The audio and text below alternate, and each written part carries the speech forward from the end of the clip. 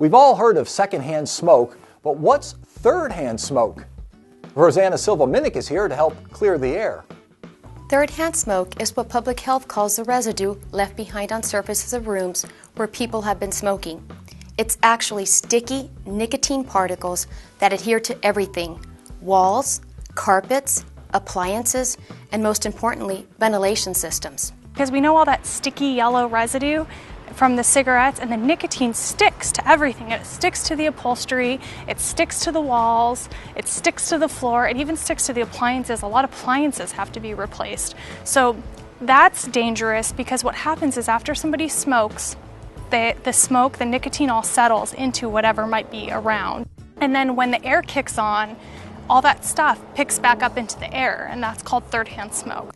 Third-hand smoke becomes a real issue when a non-smoker moves into an adjacent apartment or condo, because that residue is in the ventilation system and really can't be avoided, posing a risk to infants and people with medical conditions like asthma.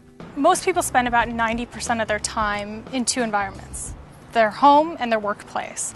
The Nevada Clean Indoor Air Act that was passed a few years ago really tried to work on limiting exposure to secondhand smoke in the workplace. And it did for most Nevadans. Obviously not all, but for most Nevadans it did. So really the next uncharted territory is the home.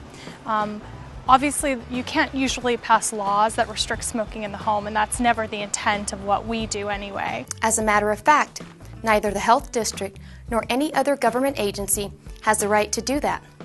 What we are seeing, though, is an increasing trend from residents of apartments and condos to smoke-free accommodation. A trend which is obviously something those of us in public health are more than happy to endorse. Nearly 80% of Clark County residents, including smokers, don't allow smoking in their homes.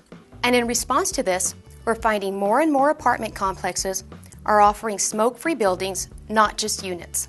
The multi-housing market, which is really composed of apartments and condominiums, is really a particular challenge because they have shared space and shared ventilation. In an apartment, the units really sit side by side and one on top of the other, so smoke can creep under the doors, through the cracks, through all the shared ventilation space. So they all share the same ductwork, and so it's a real problem. And we actually receive a lot of calls here at the Health District, I would say daily, from apartment tenants who are dealing with unwanted smoke in their apartment unit.